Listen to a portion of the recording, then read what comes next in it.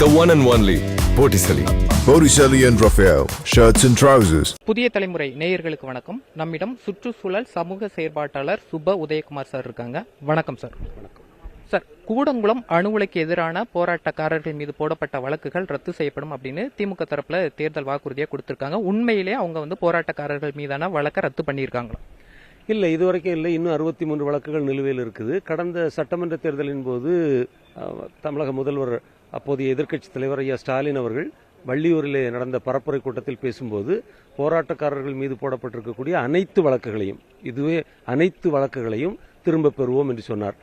அவர் முதல்வரான பிறகு 3 முறை நான் நேரில் சந்தித்து இந்த வழக்கு விவரங்களை சொன்னோம், அவருடைய கவனத்துக்கு கொண்டு வந்தோம். உள்ளூர் சட்டமன்ற உறுப்பினர்கள், நாடாளுமன்ற உறுப்பினர்கள் கவனத்துக்கு கொண்டு சென்றோம்.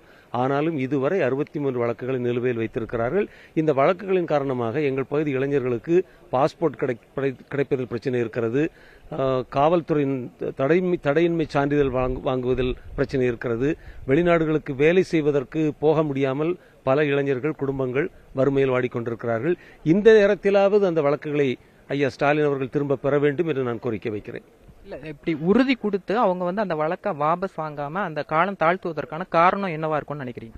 நான் நினைக்கிறேன், ஒருவேளை ஒன்றிய அரசு அழுத்தம் கொடுத்து இந்த வழக்குகளை எல்லாம் முற்றிலுமாக நீக்கிவிட்டால் இவர்கள் மீது எந்த பிடியும் இல்லாமலாகி போகும். இவர்கள் மீண்டும் அந்த பிரச்சனையை கையில் எடுப்பார்கள் என்று அஞ்சலாம். ஆனால் எங்களுக்காக வாதிடுகிற, எங்களுக்காக அரசாங்கத்தை நடத்துகிற ஐயா ஸ்டாலின் அவர்கள் எங்களுக்காக பேச வேண்டும் என்றுதான் நாங்கள் எதிர்பார்க்கிறோம். ஒன்றிய அரசுக்காக பயந்து அல்லது ஒன்றிய அரசுடைய கவலைகளை கருத்தில் கொண்டு எங்களை, தமிழ் மக்களை துன்புறுத்தக்கூடாது என்பதுதான் எங்களுடைய எதிர்பார்ப்பாக இருக்கிறது. கன்னியாகுமரி மாவட்டத்தை பொறுத்தவரையும் இந்த கனிம வளம் தொடர்பான பிரச்சனை தொடர்ச்சியா இருக்கிறதா ஒரு புகார் வருது. கடத்தல் சம்பந்தமான விஷயங்கள் இருக்கிறதா புகார் வருது. உண்மையிலே நிலவரம் அப்படி இருக்கா? நிலவரம் மிக மோசமாக இருக்கிறது. நான் கடந்த 3 நாட்களுக்கு முன்னால் கிட்டத்தட்ட ஒரு 100 இளைஞர்களை அழைத்துக் கொண்டு கன்னியாகுமரி மாவட்டத்தில் உள்ள பல கல்குவாரிகளை சென்று பார்த்தேன். அங்கே நான் கண்ட காட்சி உண்மையிலேயே மனதை உடைத்து நொறுக்குகிற ஒரு காட்சியைத்தான் நான் பார்த்தேன். இந்த அளவு இன்றைக்கும் நடந்து கொண்டிருக்கிறது. ஆனால் தமிழக அரசினுடைய பிரதிநிதிகள், மக்கள் பிரதிநிதிகள் அதை ஏற்றுக்கொள்ள மறுக்கிறார்கள்.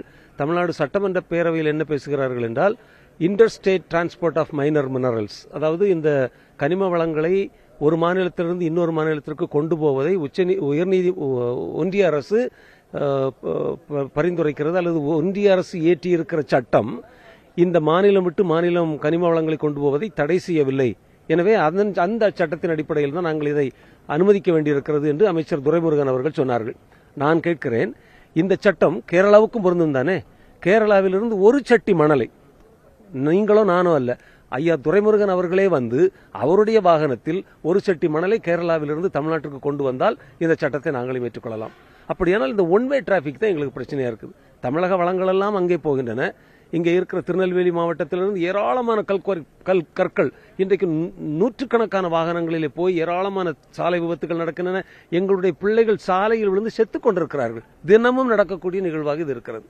இந்த கனிம வள கொள்ளை, மனித இழப்பு, இவற்றுக்கு நிச்சயமாக ஒரு முடிவு கட்ட வேண்டும். இந்த கனிம வள கொள்ளை அப்படியே தொடர்ச்சியா நடந்துட்டே இருந்தேன்னா கன்னியாகுமரி மாவட்டம் சந்திக்கிற பிரச்சனை என்னவா இருக்கும்? கன்னியாகுமரி மாவட்டம் குளிர்ச்சியான ஒரு அருமையான அழகான இயற்கை எழில் கொஞ்சக்கூடிய மாவட்டம்.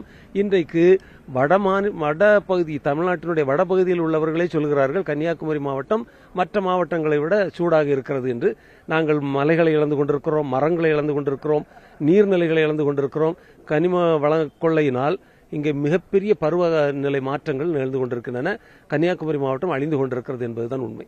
கவர்மெண்ட் என்ன செய்யணும்னு நினைக்கிறீங்க? தமிழ்நாடு கவர்மெண்ட் ஆகட்டும் இல்ல மத்திய அரசு ஆகட்டும். தமிழ்நாடு அரசு ஒரு காலகட்டத்தில் கையால் துவாரம் போட்டு, கையால் வெடிமருந்தை வைத்து இந்த மலைகளை உடைத்து தேவைக்கேற்ற, அதாவது கட்டுமான தொழிலுக்கு தேவையான கற்களை மட்டும் எடுத்துக்கொண்டிருந்தோம்.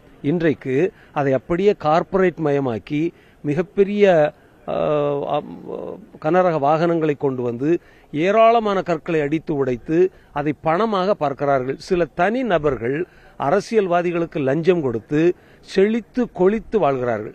ஒரு சில தனிநபர்கள் இப்படி வாழ்வதற்காக ஒட்டுமொத்த மக்களுடைய வளங்களை சூறையாடக்கூடாது.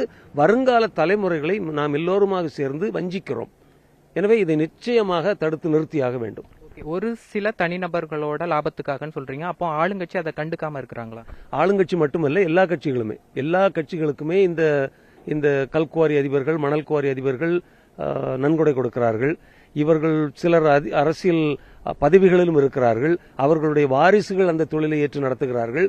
இப்படி இந்த கனிமவள கொள்ளையும் மிகப்பெரிய பணமும் கலந்து விரவி கிடக்கின்றன. இதில் அரசியலும் கலக்கும்போது இயற்கை மிக மோசமாக பாதிக்கப்படுகிறது.